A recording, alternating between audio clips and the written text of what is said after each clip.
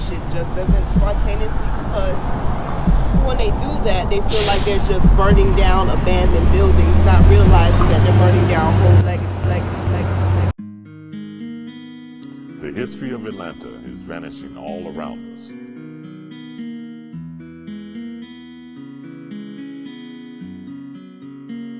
Throughout history, black folks have come together to pool resources, to empower and sustain their communities. Our Black Wall Streets, our places of worship, and our HBCUs came from the collective work of black communities. Show the black people how to pool our wealth and set up something of our own.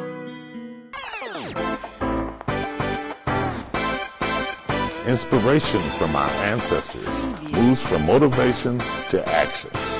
We have the opportunity to preserve a space for black-owned businesses in our vanishing communities.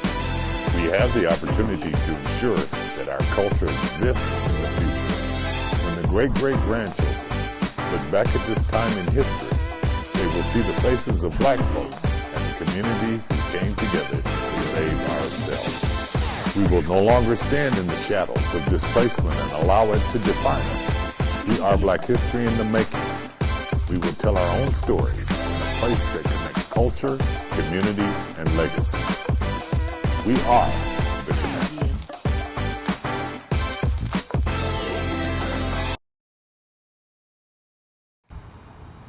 What's up, everybody? Welcome to our third installment of Hustle and Grow ATL. Thank you for joining us. We are coming live directly from the Connect in studio. Thank you guys so much for joining our weekly space of sharing financial resources for Black-owned businesses. Before we begin, tonight's show is going to be a really great show. Grab a moment, tag your fellow business folks in those comments to make sure that you're joining us. If you are watching it, go ahead and share it to your page. Tonight's show is really going to be a great show filled with some really great resources. If this is your first time joining us, let me introduce myself as your host. My name is Kiyomi Rollins. I am the co-founder of Ujamaa Fest and a community developer. Ujamaa Fest is celebrating our 10th year anniversary.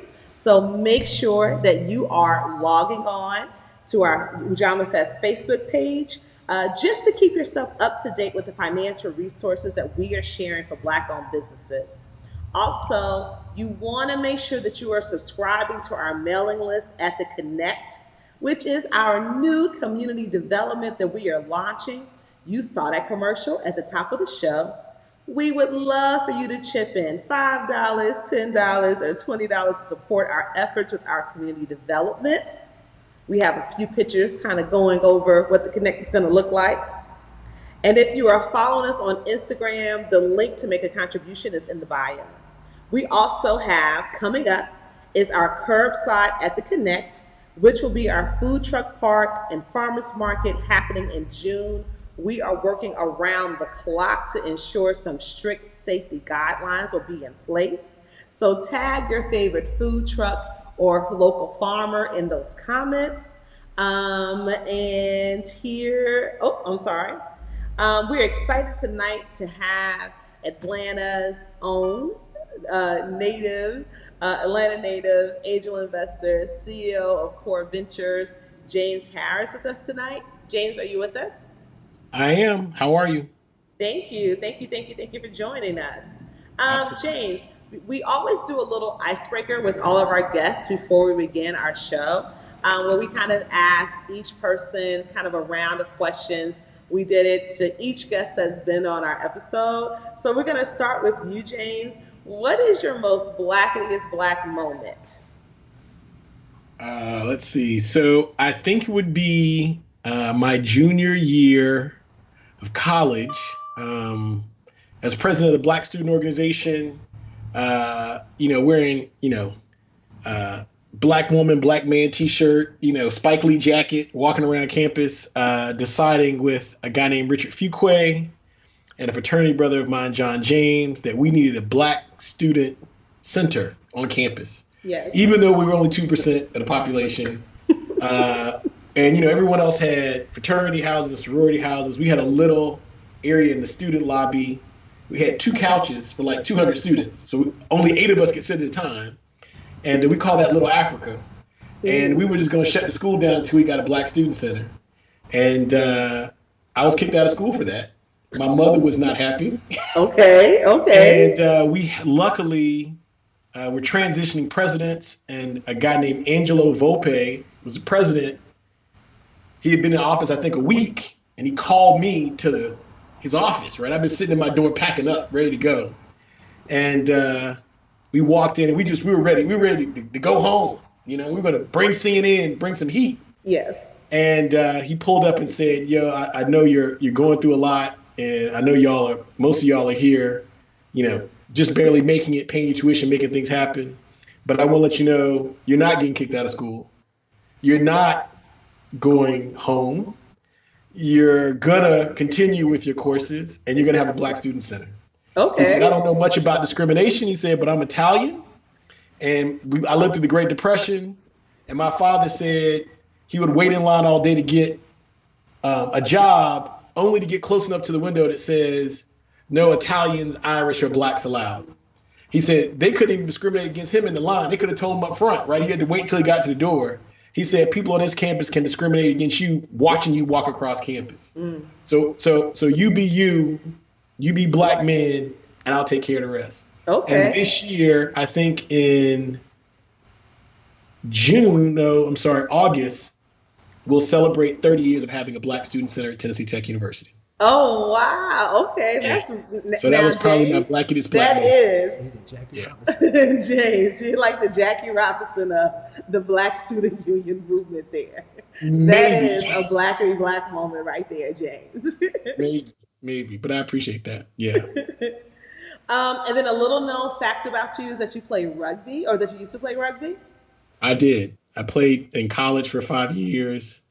I was one of 3 Black men who graced the field, and I played football in high school. Played football since I was in 3rd grade in Texas. Played football at Southwest Camp High School here in Atlanta, and had just sort of lost my way and got up to Tennessee Tech and picked up a rugby ball, and I was just in love. I would practice. Practice was 2 hours. I'd run around the field for 3 or 4, just something to do. And it's one of my passions even today.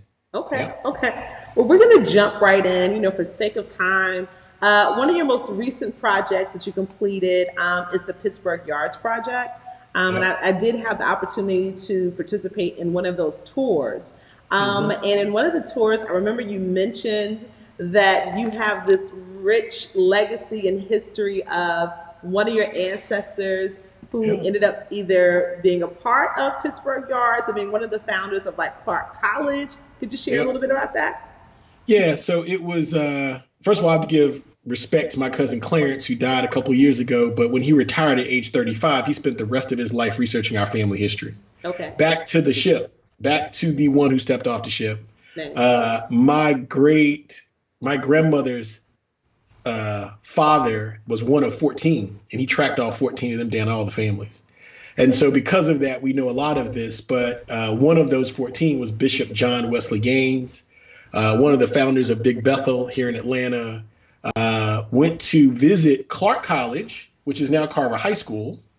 And back then there was no expressway, so that was like a track. You had to get on a horse or a buggy, whatever, to get out there. Yeah. And when he came back, he decided that there needed to be another institution focused on educating Black people. And so he and some friends put the first $1,000 in to create what became Morris Brown College. Okay, nice. Yeah. Wow. So I wanted to bring you on, James. A lot of businesses are experiencing or beginning to experience month 2 of being impacted by COVID-19. Many small businesses, especially Black and Brown business owners, have been overlooked by funding sources. Many are still scrambling to function. And you have this new release coming out titled The Rise of the Pan Entrepreneurs. And you have coined this phrase called Pan Entrepreneurs. Can you share a little bit about that? Yeah, so I mean, this idea of, the word pan often refers to the whole, right? So Pan-African, Pan. But I think in this pandemic, this pain that this world is suffering, I didn't want to put pandemic on the front of entrepreneur and try to make something of it. So I shortened to give it a name that we could easily say. And really, Pan Entrepreneur really, I hope, begins to focus on the reality that this global disaster and catastrophe is birthing new opportunity for some entrepreneurs. And I don't want this to be confused with disaster capitalism. Like, I'm happy the pandemic happened, but I think since a pandemic has happened to everyone, we have to be sober and wise and say, with this world changing, how do we fit into this new world?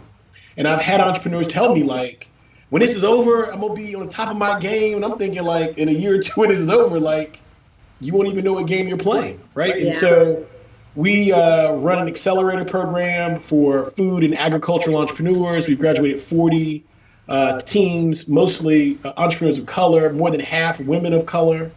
And in having those weekly meetings with them over Zoom, it just became clear we needed some principles to share with them. Sure. We needed some things that allowed them to just sort of tick marks they could look at and begin to challenge themselves to rethink versus being stuck in a quagmire of where do I go from here? Bad news every day. My family's distressed, and just sort of not being able to process where they were. Mm-hmm. And so that's why Pan Entrepreneur just sort of came up as a conversation piece, as a phrase that we could use. I like that. So in the book, in your upcoming book, you have established these 9 principles of Pan entrepreneurship. Can you go into a little bit more depth about one of those principles that you mentioned in the book, which is building a business tribe? Yeah. So that's one of my favorites. If you think about entrepreneurs, particularly small business entrepreneurs, it's pretty lonely. Sometimes you have a spouse or a significant other or partner in that business. I have a business partner in Core Ventures, and, we sort of make sure that we act as a team to make sure things are done. But in looking at what was going on in the pandemic globally, supply chains were broken. People weren't sure about distribution. All of a sudden, all the toilet paper is gone. And so a lot of the traditional methods for procuring anything customers would want, it was broken. You couldn't go to, let's say, a Target and just assume the aisle was going to be full of soap. And so what you begin to realize is that for an entrepreneur that sells, hand sanitizer, it's very difficult for an individual to seek you out to have just a bottle of hand sanitizer. But if you begin to partner up with people, you can begin to see, and partner up with other businesses, you can actually build a tribe, and that tribe can go attack a whole new opportunity. So it may not just be hand sanitizer, it may be hospital gowns or handmade masks or parts for a ventilator that you 3D printed. That's a different conversation to have as a tribe than you individually saying, I've got a basement full of hand sanitizer. Sure. And so if you think about big business, they've always had a tribe, right? Nissan always partnered with Firestone, let's say, to have their tires, and they worked with a certain trucking company to make sure their cars got to the dealership on time. For small businesses, we haven't been really forced to do that often. We sell on Etsy, we sell on eBay, we sell on Amazon by ourselves.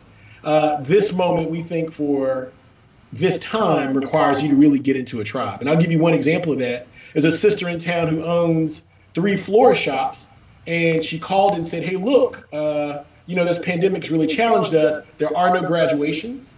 It's not essential. So me driving around with flowers to a funeral, I'm not sure what that means for me. And so she's like, I really want to continue my business while the governor has made these changes in our state. And so one thing we explained was, hey, look, farmers markets are booming. People are selling food boxes all the time. Why not make your flowers an option in the food box, because food is essential and they can actually sell your product, right? Sure. And it's additive. It doesn't cost them anything for you to add something else and let's throw $20 on top of it. And so that's an example of people tribing up. In the article on Medium, if you read the article, there's an example of a brewery. His 5 best friends sold cheese, mushrooms, he sold beer. They sold all these kind of crazy things. And they went together one day and just sat in a room and took a picture and said, all of our stuff is together. We call it a Joy Box. And we built a website. You click on what you want, and either you can come by the brewery and pick it up, no contact, or we'll drop it off at your house. Sell out every week, right? Because it wasn't a customer just trying to buy mushrooms. It was a customer trying to support these local entrepreneurs. And these things were sort of alike. It was complementary. So That's why it's important right now to create a business tribe. And I think that's a great segue just to your next principle. You know, customers, small businesses are always looking how to increase those transactions at point of sale, how to upsell things. And so, can you elaborate a little bit more about the bundle with empathy principle? Yeah. So, I think, again, we coach a lot of entrepreneurs. I graduated from Georgia Tech's Flashpoint Accelerator and then mentored for another 7 years. So I've seen a lot of hundreds of small businesses go through this process of figuring a product market fit and what the product they're going to make and what it means to them. And a lot of times as entrepreneurs, we're really selfish. We think the world needs our thing, right? And so you remember Raising in the Sun, Mama, give me the money, and we're going to make a lot of money. And, it was just like unbelievable, right? But a lot of us as entrepreneurs work that way. And so really the point of bundle with empathy is to think about your target customer and think about really what they need, right? Don't just push your product, but put things in their life that they actually want. Merrick First from Georgia Tech, professor, head of Flashpoint, used to call this authentic demand. It's not something you convince somebody to buy. It's that when you just whisper, I might have one of those, they follow you home. They got cash money ready to go, right? And so I think the reality is, if you think about an example of that is Bell Street Burrito here in Atlanta. When the pandemic started, toilet paper was gone in retail stores, Kroger, Publix, places like that. But when he went to Restaurant Depot, there was a lot of toilet paper. Why? Because restaurants were closed.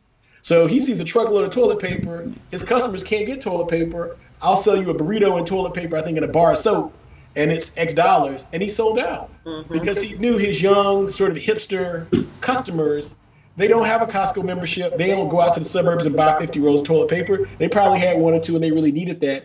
And they actually appreciated him for that, right? So think about your end customer, what they need. Go back to your tribe, put together a box or a bundle that they need. And without question, they will buy it from you, I believe. And I think that goes right into one of the things that I just really love was being a micro Amazon. So all of that kind of falls into that. So could you elaborate a little bit more about being a micro Amazon? Yeah, I mean, we've given too much credit and too much, I'm just going to use, we lust after the Amazons of the world. Like, if I could just get an Amazon to be on the front page, I'd be great, right? And so what we saw at the beginning of pandemic, middle of April, Amazon said, we're not shipping anything for 3 weeks unless it's essential for anyone in America. I think they're still fighting with France over this right now. And so what that said was, while we've always wanted to be in Whole Foods or be listed on Amazon and sell product, this is a moment for us to really begin to create a mini Amazon. So an example of that would be Herb and Eden, a local soap company. They make all kinds of products for your body. And they got to the point where their demand was so high, they hired someone who was underemployed and said, we have deliveries. And he's like, I'll take them. I want that business, And so they created their own little delivery company. Now, what's interesting to me is driving a box of soap 5 miles is interesting, but driving a box of soap, some flowers, a good book from a local author, right? A dinner for the weekend for you and your kids, that's even more interesting. And so that begins to make you a micro Amazon where people have choice and you provide it. And if you think about where we are even today, right? The reality is most people don't want to go to Publix and be squirted down and mask up and lather down their shopping cart and roll in there for 10 minutes and roll back out. They really don't want that. Yeah. And so that is what Amazon has done. You can deliver it to my door. There's no reason why we can't do that on a micro level, regionally, within a neighborhood, and just make sure people have what they need. One last point, there was a great video of a restaurant owner in New York who basically shut down his business but only did to go. And so he got a call from a little old lady who said, will you deliver my food? And he went up, he personally was the delivery person.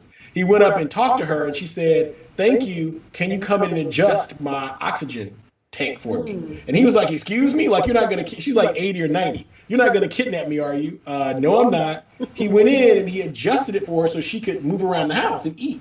And he asked her, like, why did you call me? She said, well, they say on the radio, support your local business. And I thought if one of y'all were local, you might not mind just help me move my oxygen tank.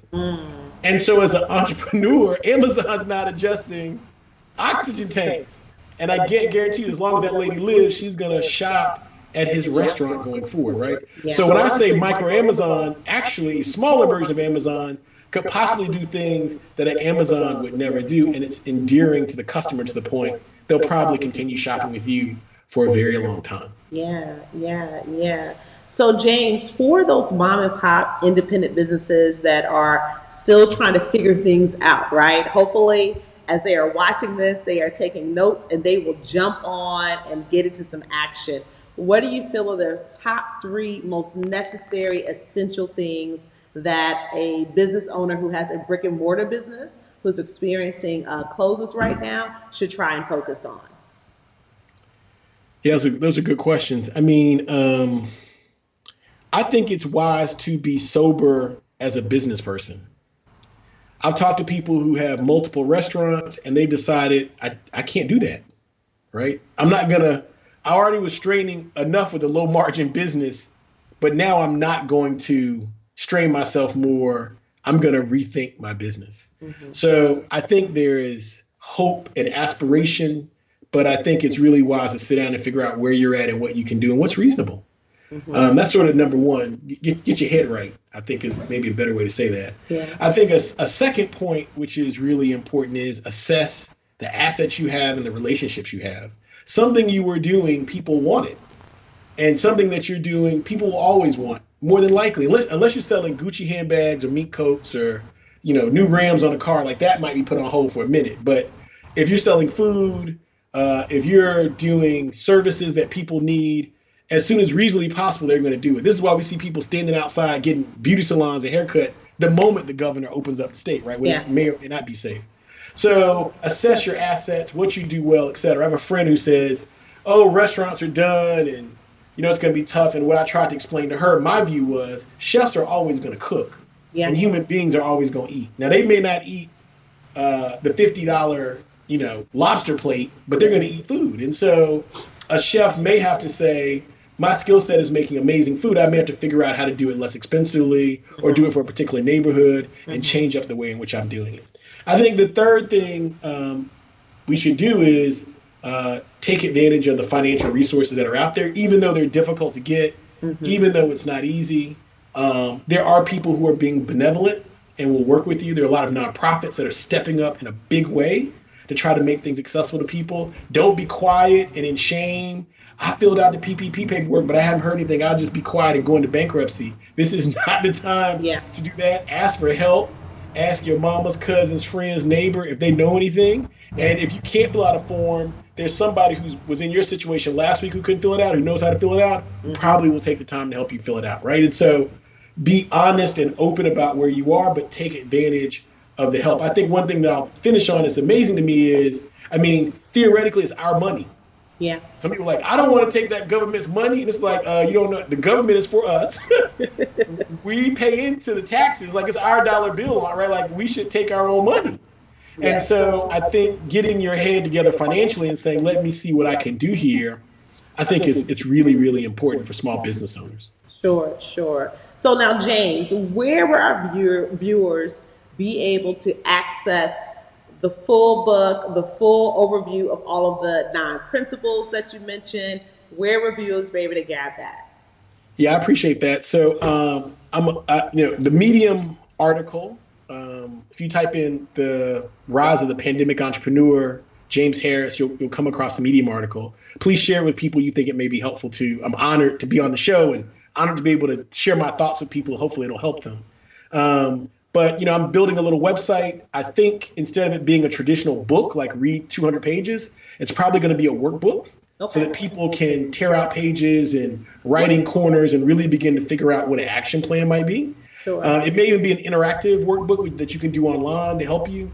And last but not least, we're also thinking about creating some Zoom classes where people can pay a small fee and sit in on Zoom and we can spend 30 minutes going over it and saying, where are you at? And maybe some of those people actually build tribes where they can work with each other.